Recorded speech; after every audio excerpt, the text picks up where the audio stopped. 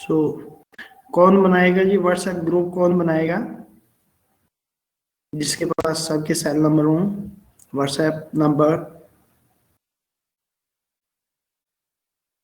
Okay, Xavier, you are जी are.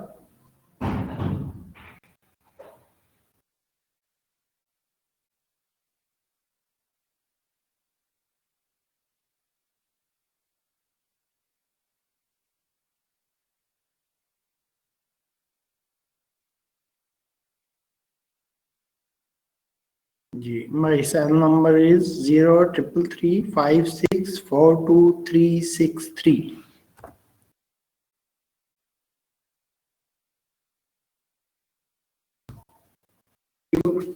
So okay, we can start.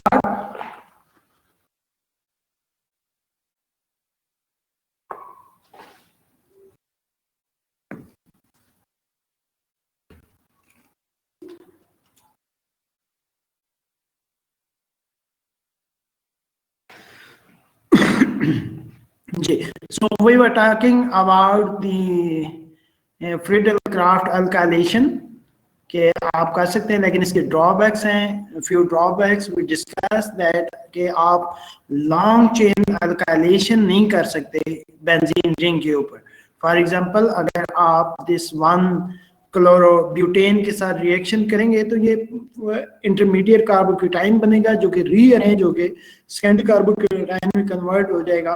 तो ये product जो है पॉसिबल नहीं है, बहुत माइनर बनता है और मेजर जो है वो रीअरेंज प्रोडक्ट बनता है। ठीक है, तो इस प्रॉब्लम को कैसे हम सॉल्व कर सकते हैं कि फर्स्ट अगर हम फ्रीडल-क्राफ्ट एसाइलेशन करें, अगर आपने ये ग्रुप अटैच करना हो बेंजीन रिंग के ऊपर, so you can start with this reagent acyl chloride. आपके पास सॉरी ये एसिड क्लोराइड से स्टार्ट करें, फ्रीडल-क्राफ्ट अल्काइलेशन करें तो एसाइलियमाइन रीअरेंज नहीं होता। तो इस केस में क्या बनेगा, chloride will be removed and you will get acylamine. तो acylamine rearrange नहीं होता, you will get this required acyl substituted benzene। और आपने बनाना ये है, यानी अल्काइल ग्रुप करना है, then you can reduce this keto group in the presence of zinc Mercury amalgam reducing agent, then you will get the desired N-alkylated benzene। ठीक है जी, सो इसको आप रिड्यूस कर दें जिंक मर्क्यूरी अमलगम की प्रेजेंस में, जिसे क्लेमेंसन रिडक्शन कहते हैं या वुल्फ किश्नर रिडक्शन इसकी कहते हैं। कीटो ग्रुप को रिड्यूस कर देगी and you will get the desired your product. तो अब ये रीअरेंज प्रोडक्ट नहीं बनेगा और आप रिक्वायर्ड प्रोडक्ट जो है इन दिस वे बना सकते हैं। बट सिंपल फ्रीडल-क्राफ्ट अल्काइलेशन से ये रिएक्शन पॉसिबल नहीं होता क्योंकि उसमें रीअरेंज्ड मेजर प्रोडक्ट बन जाता है। ठीक है जी, you got this point?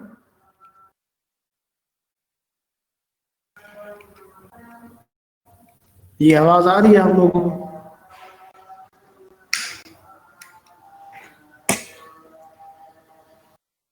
Okay, then let's move forward.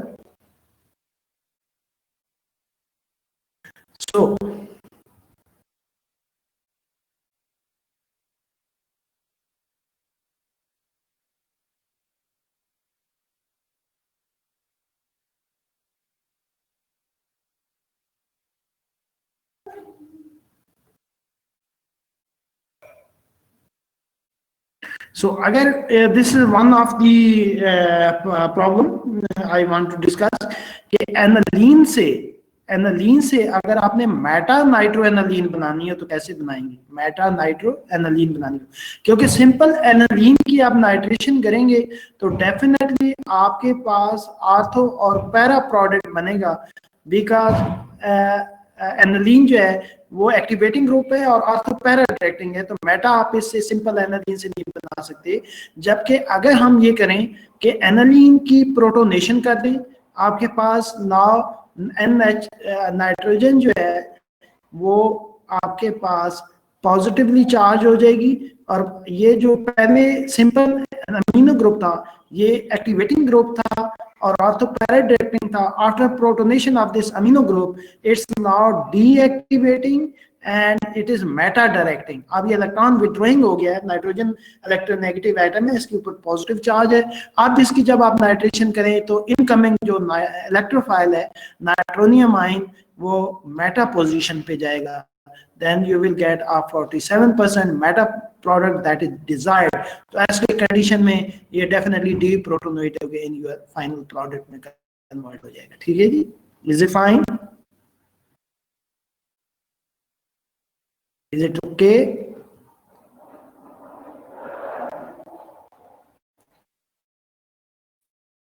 Then next, just a moment, it's a little bit slow this slide, I don't know what's the problem due to slow internet। So okay, so now is another example कि आपके पास this N इसाइल aniline है, इसकी आप sulphonation करें तो definitely आपके पास इसकी reactivity अब कम हो गई है। ठीक है, अगर सिंपल एनालीन की आप करें, सिंपल एनालीन की करें तो आपको पता है कि इसकी नाइट्रेशन या आप सल्फोनेशन करते हैं तो आपके पास मिक्सचर ऑफ प्रोडक्ट बन जाता है और ट्राई सब्स्टिट्यूटेड भी बन जाता है। ठीक है, simple aniline because it's so activating, it's so activating simple aniline कि जब हम इसकी एसाइल ग्रुप अटैच कर देते हैं तो आप लोन पे न सिर्फ बेंजीन को एक्टिवेट करता है बल्कि ये डीलोकलाइज हो जाता है कार्बोनल कार्बन के ऊपर भी, और अब जो मेजर प्रोडक्ट बनेगा वो आपके ऊपर para sulphonic group, sulphonic acid group जो है पैरा पोजीशन के ऊपर जाएगा, क्योंकि यहाँ पे due to steric hindrance ortho जो है वो माइनर अमाउंट में बनता है, मेजर प्रोडक्ट जो है पैरा प्रोडक्ट बनता है। अब इसकी जब आप नाइट्रेशन करें so definitely this is an electron withdrawing group, this is an electron donating group, so this incoming NO2 group will go to the ortho position, to the ortho position। is it fine? और एक मैंने आपको reaction बताया था कि अगर आपको ortho nitro aniline बनाना हो, आप इसको हाइड्रोलाइज कर दें, इसको फाइनली हाइड्रोलाइज कर दें तो इसाइल ग्रुप जो है वो रिमूव हो जाता है, डी एसाइलेशन हो जाती है। ठीक है, और आपके पास आर्थो नाइट्रो एनालीन बन जाती है। अगर सिंपल एनालीन के हमने अगर ये प्रोडक्ट बनाना हो NH2 and then and this amino group and this is a nitro group at the ortho position, तो इस पॉइंट को जरा समझें आप कि हम सिंपल एनालीन से ये नहीं बना सकते, सिंपल एनालीन से इट्स नॉट पॉसिबल कि सिंपल एनालीन की आप करेंगे तो आपके पास पैरा पोजीशन पे भी बनेगा, आर्थो पे मिक्सचर ऑफ प्रोडक्ट्स बनेंगे। ठीक है जी, इज इट फाइन? तो इसका हम क्या करेंगे कि पहले हम इसको ब्लॉक करेंगे, पहले इसको डीएक्टिवेट करेंगे, इसकी रिएक्टिविटी को कम करेंगे, आप एन इसाइलेशन ग्रुप करेंगे, आप इसकी सल्फोनेशन करेंगे, तो पैरा पोजीशन को हमने ब्लॉक करना है, पहला पोजीशन को हम ब्लॉक करना है। अगर ब्लॉक नहीं करेंगे, यहाँ से डायरेक्ट नाइट्रेशन करेंगे तो वो आर्थो और पैरा दोनों पोजीशनों पे हो जाएगी। ठीक है, तो इसको आपने ब्लॉक कर दिया, अब आप नाइट्रेशन करें। So nitro group definitely this is electron withdrawing group, this is electron donating group, तो this will direct incoming electrophile to go at ortho to this position. अब आप इसकी डीसल्फोरेशन कर सकते हैं। हमने एक रिएक्शन शुरू में पढ़ा है कि सल्फोनिक एसिड को इजीली आप रिमूव कर सकते हैं विद डाइल्यूट H2SO4 को, जिसको डीसल्फोनेशन रिएक्शन कहते हैं। ठीक है, डीसल्फोनेशन रिएक्शन कहते हैं। Then first remove this sulfonic acid group और फाइनली आप इसको हाइड्रोलाइज करें तो आपके पास रिक्वायर्ड प्रोडक्ट बन जाएगा। ठीक है जी, is it fine? And then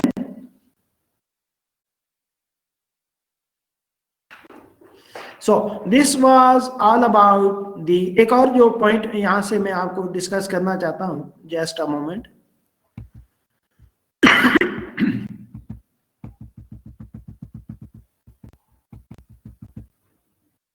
कि आपने सिंपल एनालीन से पैरा ब्रोमो एनालीन बनानी है, पैरा ब्रोमो एनालीन बनानी है। तो आप अगर सिंपल एनालीन की ब्रोमिनेशन करेंगे तो वो ट्राई ब्रोमो एनालीन बन जाएगी, आपका रिक्वायर्ड प्रोडक्ट नहीं बनेगा। तो ये आप कैसे बनाएंगे जी? आपने पैरा ब्रोमो एनालीन सिंथेसाइज करनी है, और आप कैसे करेंगे? एनीबॉडी?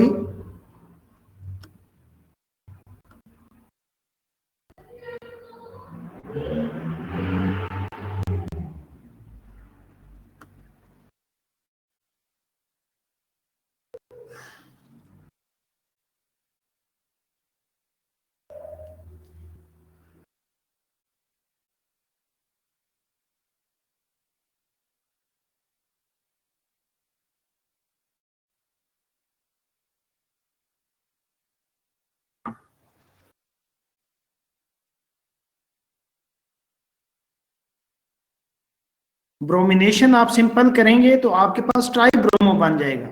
सिंपल ब्रोमिनेशन करेंगे Br2 से तो आपके पास ट्राई ब्रोमो प्रोडक्ट बन जाएगा, आपका रिक्वायर्ड प्रोडक्ट नहीं बनेगा।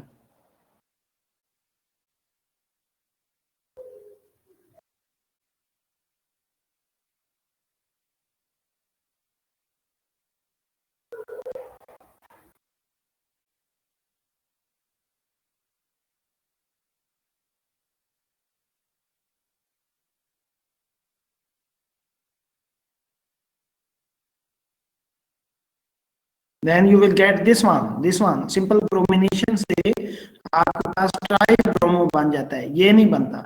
तो इसको ऐसे करेंगे कि फर्स्ट आप एन एसिटाइल एनालीन बना लेंगे, इसकी एसिटाइलेशन कर देंगे, डबल बॉन्ड O CH3, इसकी रिएक्टिविटी कम हो जाएगी, एनालीन की, एंड देन ब्रोमिनेशन करेंगे तो इनकमिंग इलेक्ट्रोफाइल ब्रोमाइड जो है, ब्रोमीन जो है, वो मेजर जो है वो पैरा पोजीशन पे जाएगा, क्योंकि आर्थो बल्कि ग्रुप की वजह से हिंड्रेड पोजीशन है, तो ये मेजर प्रोडक्ट बनेगा और at the end acetyl group को आप हाइड्रोलाइज करके इजीली रिमूव कर सकते हैं। ठीक हो गया? So this is the way how you can synthesize your required para-bromoaniline. So, okay. So next, this was all about electrophilic substitution reaction. Now we will discuss about the nucleophilic aromatic substitution. कि एक nucleophile जो है substitution reaction benzene ring के ऊपर कैसे होती है। ठीक है जी? So bromination nucleophilic substitution reaction हमने एलिफेटिक के केस में स्टडी की है, जबकि सिंपल जो अल्काइल हेलाइड होते हैं वहां पे nucleophilic substitution reaction we discussed, and they are done by two mechanisms, that is a nucleosubstitution reaction SN1 and SN2। Simple alkyl halide पे SN1 और SN2 मैकेनिज्म से न्यूक्लियोफिलिक सब्स्टिट्यूशन रिएक्शन होते हैं, SN1 and SN2 से।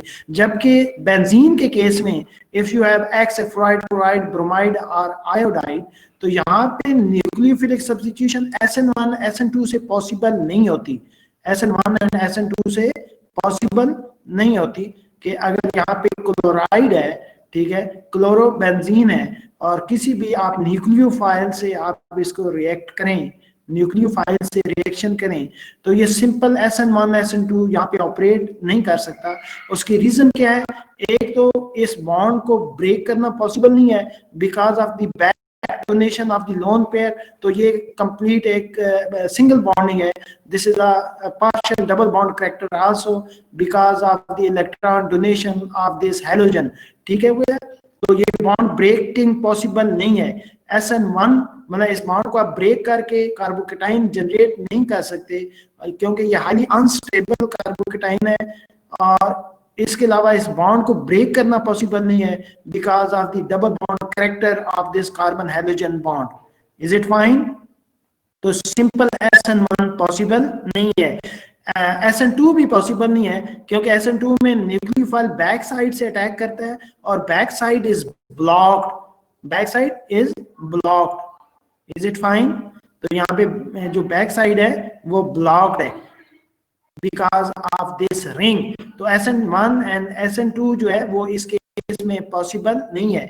इस तरह इसलिए nucleophilic substitution on aromatic systems takes place by different mechanisms, where we will discuss. There are two mechanisms of nucleophilic substitution reactions on the aromatic reactions. एक mechanism को हम कहते हैं addition elimination mechanism, and second one is elimination addition mechanism. So we will discuss these both mechanisms.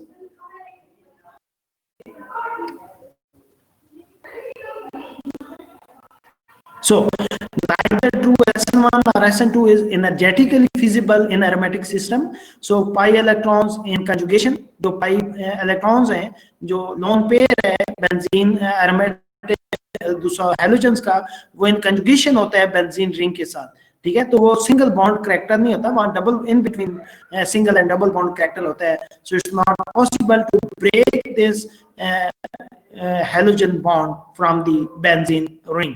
So backside attack in case of SN2, and inversion is precluded by the geometry of the ring. So ये strained ring है तो इसमें SN2 possible नहीं है, क्योंकि back side के attack की वजह से आपको पता है कि inversion होती है, तो inversion possible नहीं है. So SN1 leads to phenylketone which is less stable than the primary carboketone.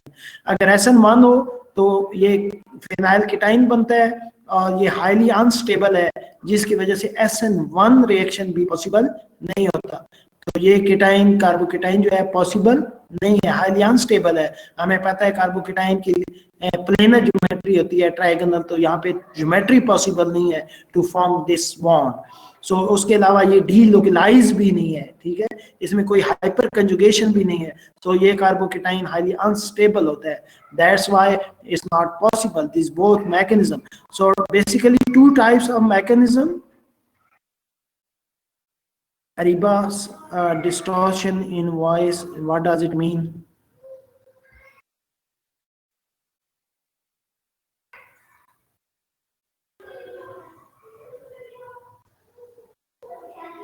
So you got my point?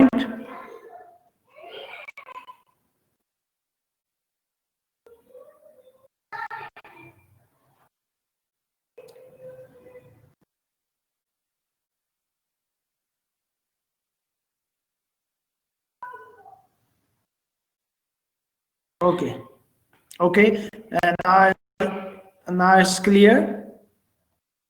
So basically two mechanisms operates. Number one is addition elimination mechanism, and other one is elimination addition mechanism.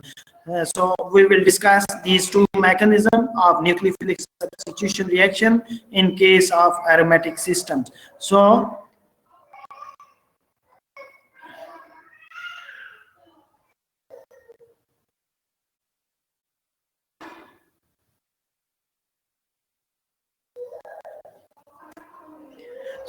an addition, what is addition elimination mechanism? You can see this is a parachloronitrobenzene.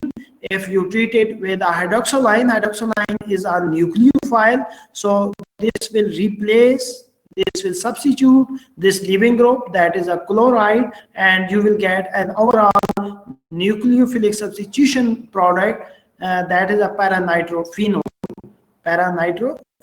So nucleophilic aromatic substitution occur with a variety of strong nucleophiles, including hydroxyline, ethoxyidine, then sodamide, NH2 negative, then SR negative. So these are all nucleophiles. Strong nucleophiles are required for nucleophilic substitution reactions on the aromatic ring. So we call them as SNAR, reaction, substitution, nucleophilic, aromatic.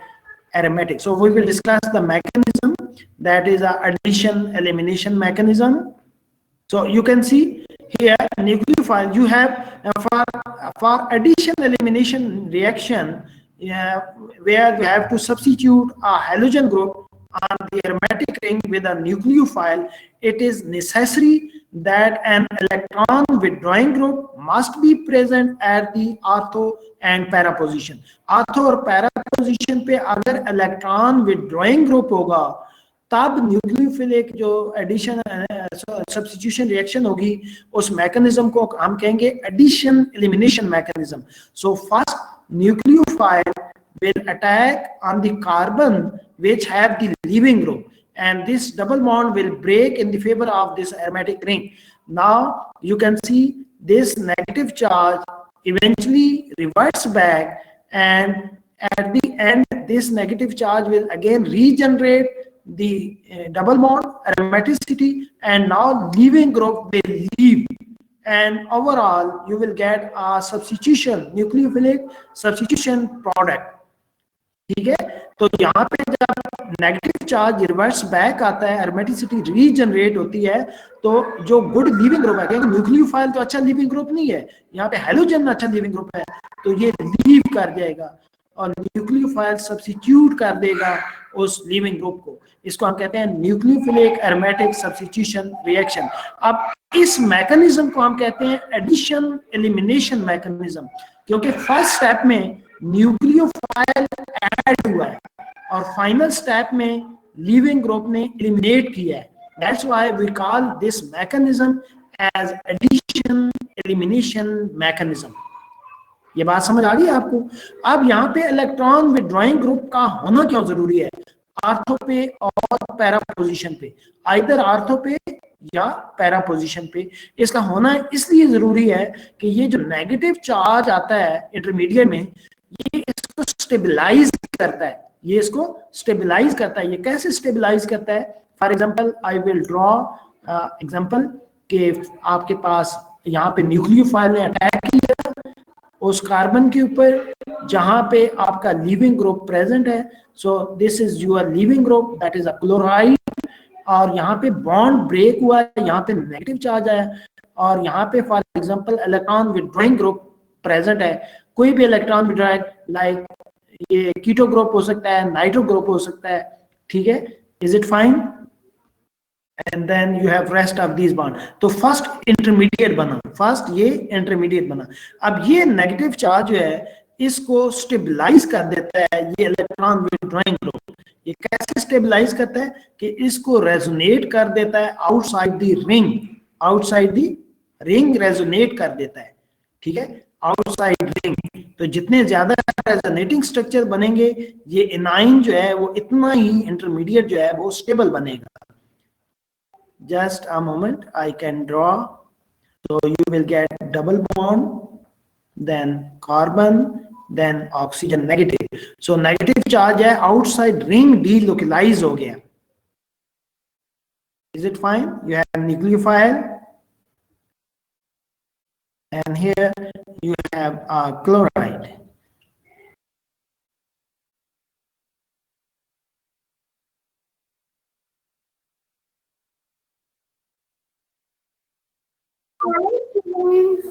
Is it fine? So when this negative charge again will reverse back, उसी तरह आप resonating structure draw करें तो negative charge यहाँ पे आएगा तो ये living group को लीक कर देगा। Is it fine? ये बात समझ गई?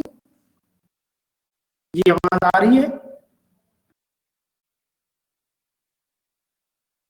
जी? W stands for withdrawing group. It can be nitro group, it can be any ethyl group, keto group, which are the electron withdrawing.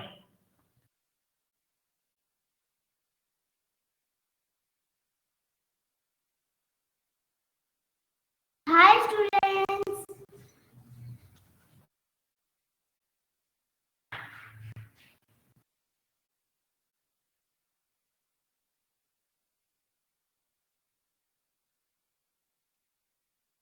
Okay.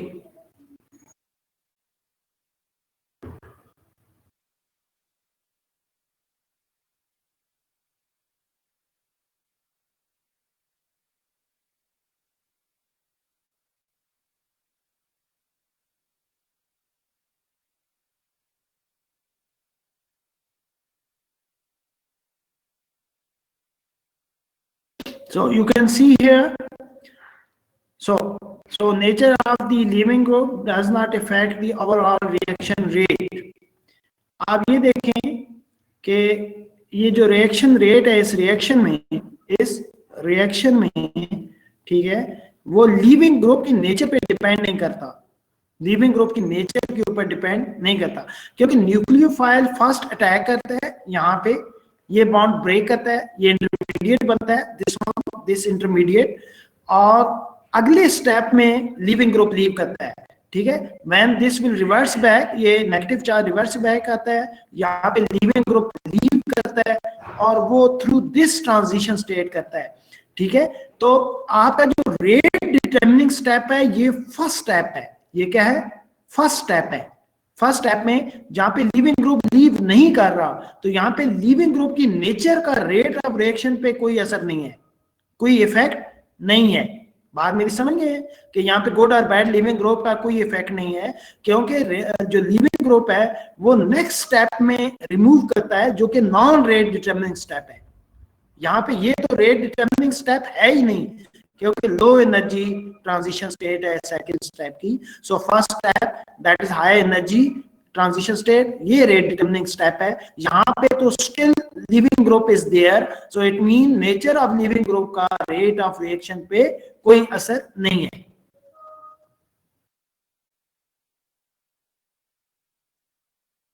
ठीक है, तो सिर्फ ये है कि आपका इनकमिंग जो न्यूक्लियोफाइल है उसको स्ट्रॉन्ग बेस होना चाहिए as compare to leaving group. You got this point? जी आवाज आ रही है आपको?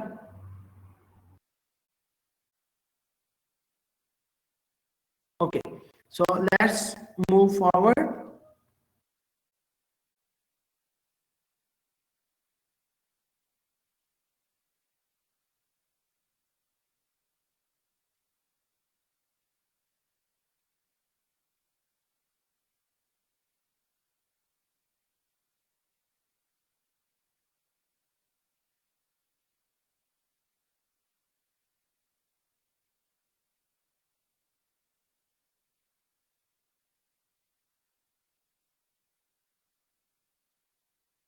So electron withdrawing group stabilize, so we call it as just a moment.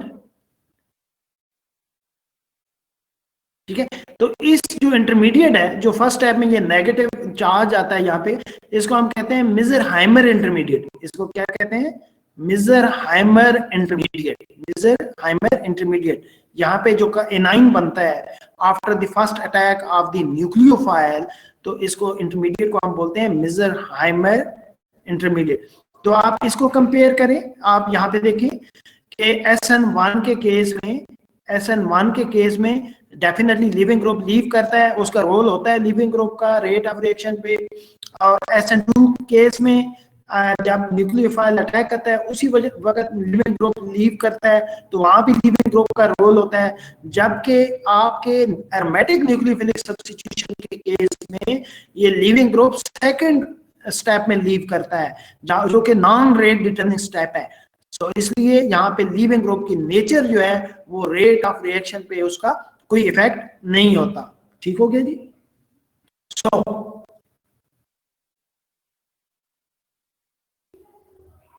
just a moment.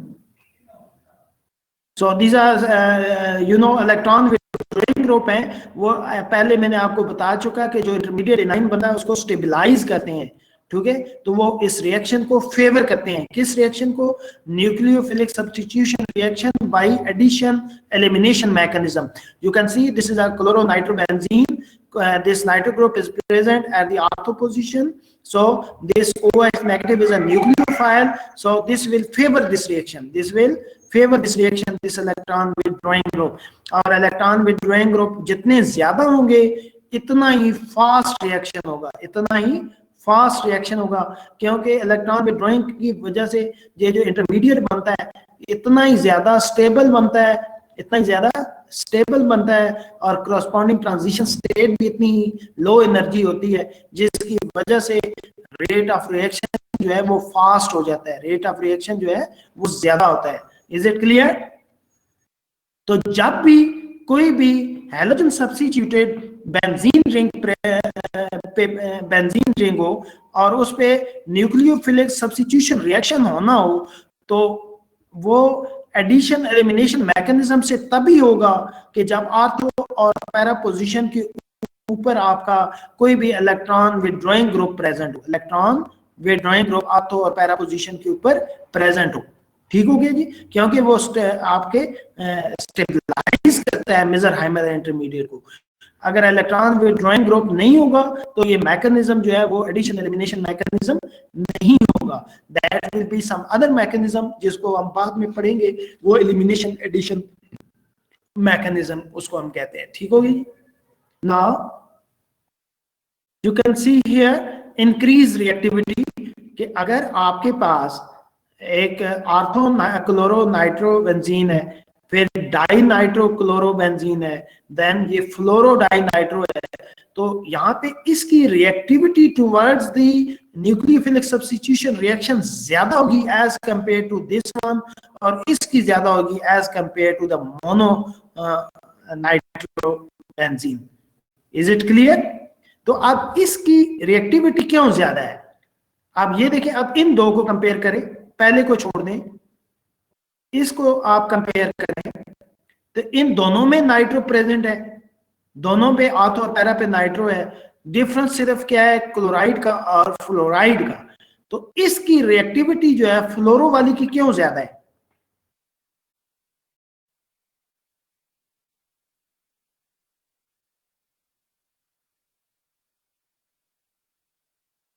Ji,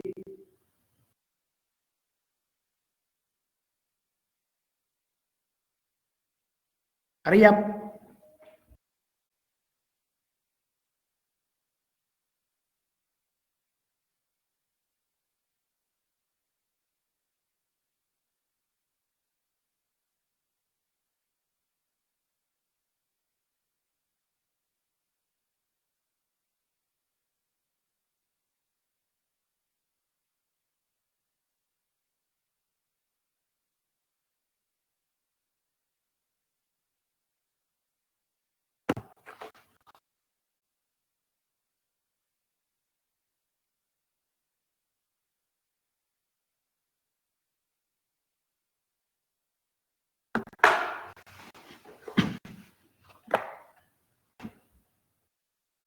ji, you are taking too much time.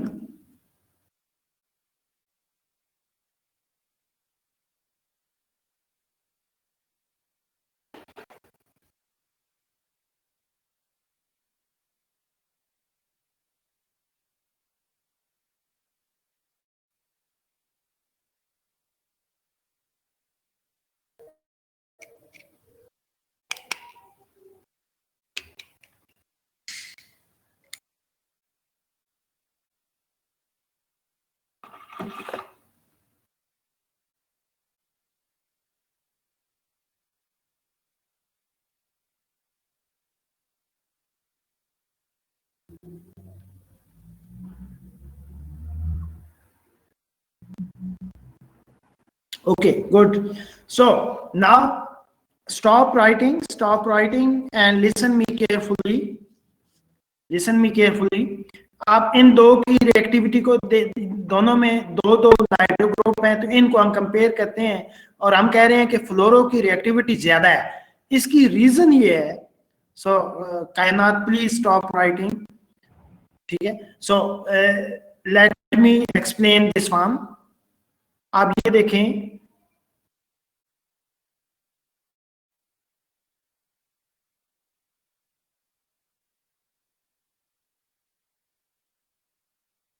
so you have fluoride over here and you have nitro at this position, ortho, and you have nitro at this position. Nitro at this position. So you can see, because fluoride is a strong electron withdrawing as compared to the chloride, so that will withdraw electron density more from this carbon where it is attached. तो यहाँ पे जो partial positive charge है वो ज्यादा है. वो क्या है? ज्यादा है as compared to when chloride is attached. So जो first step में न्यूक्लियोफाइल है उसने अटैक करना है. उसने क्या करना है? अटैक करना है. अटैक करना है on the carbon where fluoride is attached. तो फर्स्ट स्टेप में आपके पास ये इंटरमीडिएट बनेगा कि जिसमें यहाँ पे न्यूक्लियोफाइल अटैक करेगा through this transition state. Through this transition state, so you will get a negative charge over here. You have a nitro group at this position and you have a nitro group at the para position. ठीक है, NO2 at the para position. So in the first step, nucleophile attack at the carbon where this fluoride is attached. तो चूंकि fluoride ज्यादा electron density withdraw करता है, तो ये जो फर्स्ट अटैक है फ्लोराइड के केस में फास्ट होगा और यही जो है ये रेट डिटरमिनिंग स्टेप है. यही जो है ये एक रेट डिटरमिनिंग स्टेप है. सो दैट्स व्हाई जब फ्लोराइड अटैच होगा तो रिएक्टिविटी या रेट ऑफ रिएक्शन जो है वो फास्ट होगा, बिकॉज जो रेट डिटरमिनिंग स्टेप है उसमें न्यूक्लियोफाइल ने अटैक करना है और वो फास्ट अटैक करेगा when fluoride is attached. So that's why fluoro substituted के केस में एडिशन एलिमिनेशन मैकेनिज्म में रेट ऑफ रिएक्शन जो है वो फास्ट होता है as compared to other halogens. Is it clear?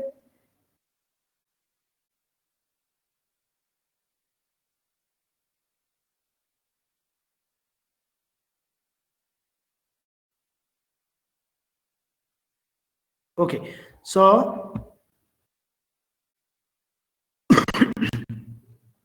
here you can see you have methoxide ion. This is a nucleophile. So you have this parafluoronitrobenzene. So this reaction, चूंकि electron withdrawing para group position पे available है, so this mechanism जो होगा वो addition elimination mechanism होगा. इसका complete mechanism अगर आप ड्रॉ करें तो फर्स्ट स्टेप में आपके पास एडिशन होगी, न्यूक्लियोफाइल ऐड होगा. ठीक है, nucleophile will be added across this nucleophile. This is a methoxide ion, so this will be added, and then you have a nitro group over here. So this bond will break, you will get this position. Nitro group is there at the para position, so अब मैं तमाम resonating structure draw नहीं करूंगा. So when negative charge will reverse back, so this will leave the leaving group to leave, and you आप तमाम resonating structure यहाँ पे draw कीजिएगा और you will get this final product, that para nitro anisole. That is a nucleophilic. Nucleophile ने substitute किया है इस लिविंग ग्रुप को, और किस मैकेनिज्म के तहत किया है कि फर्स्ट ये ऐड हुआ है और फाइनल स्टेप में एलिमिनेशन हुई है. तो इसको हम कहेंगे एडिशन एलिमिनेशन मैकेनिज्म से. तो आप कैसे पहचानेंगे कि कौन सा मैकेनिज्म ऑपरेट कर रहा है? कि जब भी हेलो सब्स्टिट्यूटेड बेंजीन के ऊपर कोई भी इलेक्ट्रॉन विदड्रॉइंग ग्रुप प्रेजेंट होगा ऑर्थो पैरा पोजीशन के ऊपर, तो जो न्यूक्लियोफिलिक सब्स्टिट्यूशन रिएक्शन होगा वो एडिशन एलिमिनेशन मैकेनिज्म से होगा. ठीक हो गया जी? Is it clear?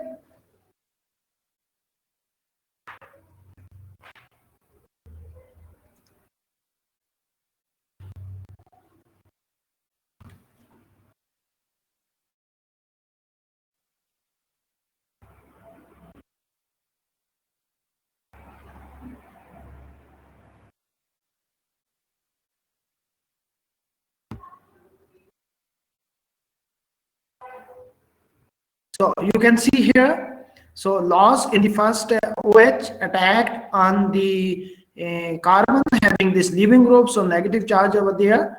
So this will resonate, it can delocalize on the both nitro groups. So this is a stabilized sigma complex, Mizerheimer intermediate. So when this negative charge reverse back, so leaving group will leave. यहाँ पे OH जो nucleophile है वो leave नहीं करेगा क्योंकि ये bad leaving group है as compared to the chloride. So this is a fast step, final step, and you will get an overall nucleophilic substitution product that takes place by addition elimination mechanism. So this product phenol is acidic and is this चूंकि acidic है तो deprotonate हो जाएगा base की presence में, तो आपके पास deprotonated product आएगा. ठीक है, जो after the reaction a complete acid would be added to reprotonate the. तो जब आप रिएक्शन कर लेंगे दोबारा एसिड इसमें ऐड करेंगे तो ये प्रोटोनेट हो जाएगा. ठीक हो गया जी? क्योंकि कंडीशन आपके पास बेसिक है, आप सोडियम हाइड्रोक्साइड यूज कर रहे हैं जिसमें OH नेगेटिव न्यूक्लियोफाइल है, तो फाइनल जो प्रोडक्ट रिएक्शन मिक्सचर के अंदर होगा वो डीप्रोटोनेटेड प्रोडक्ट होगा. इसको दोबारा प्रोटोनेट करने के लिए we will add an acid, इसको न्यूट्रलाइज करेंगे रिएक्शन मिक्सचर को, then you will get this one.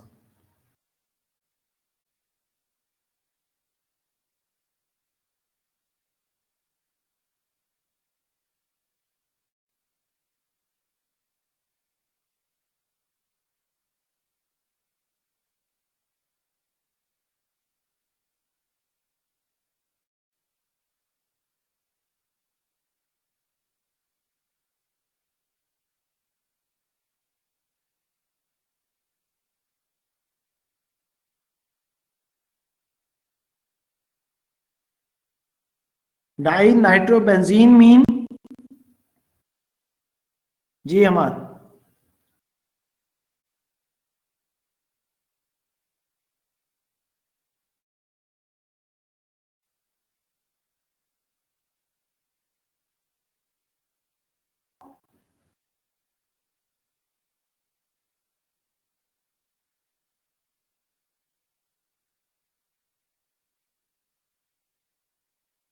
नहीं, OH को यहाँ से रिमूव करना पॉसिबल नहीं है. OH को पॉसिबल नहीं है, OH को पॉसिबल नहीं है यहाँ से. last mean, this one.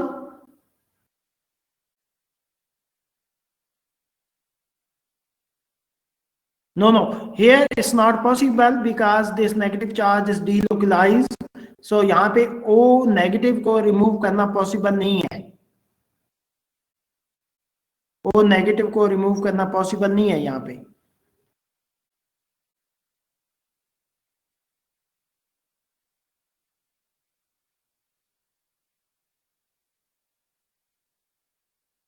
Is it fine?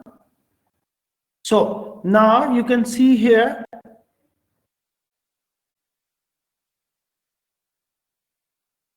now you can see, so this is amine. Amine is a nucleophile, you have this dinitrobromobenzene, so it will act as a nucleophile. So again the electron withdrawing groups are present, so this reaction, this NH2 as lone pair, this will attack on the carbon having the leaving group. Again this is addition elimination mechanism, and you will get this final product. And you know, after the attack nitrogen got positive charge, so here you have to remove this extra proton by the use of this basic conditions. So you will get this N-ethyl 2,4-dinitroaniline. This is again a nucleophilic substitution reaction on the aromatic ring, and this mechanism, this takes place through addition elimination mechanism. Is it fine?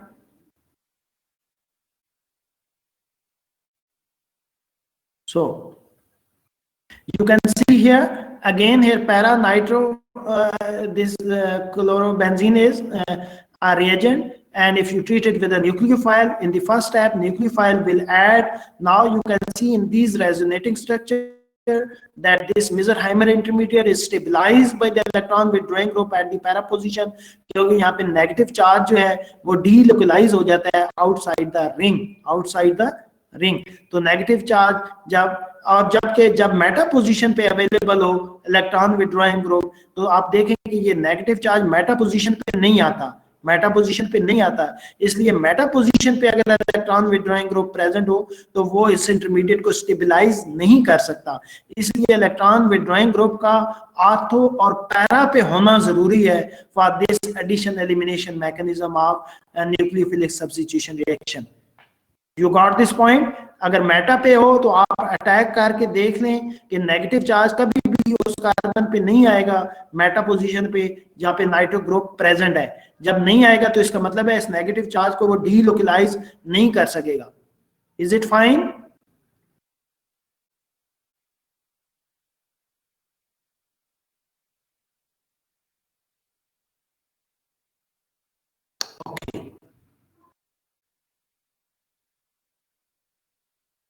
So next, up till now I think it's fine. Then we will see how इसमें intermediate को जो है वो confirm किया गया isolation से. तो next हम इंशाल्लाह next lecture में पढ़ेंगे. Up till now at this point everything is clear. तो आज आपको समझ आई? किसको समझ नहीं आई? Anybody?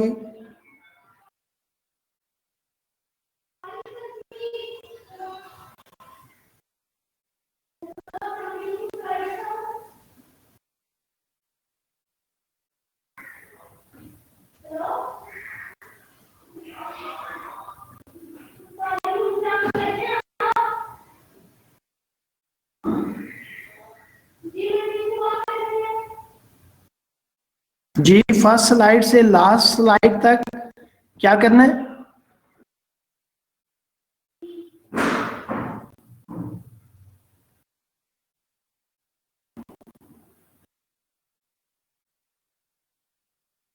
So it will take time क्योंकि नेक्स्ट स्लाइड मूवमेंट में प्रॉब्लम कर रहे हैं. तो I will send you these slides.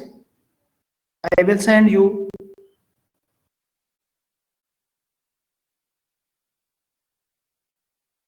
And then after going through this slide, अगर कोई प्रॉब्लम हो तो नेक्स्ट ट्यूसडे को आप क्वेश्चन कर सकते हैं. ठीक है.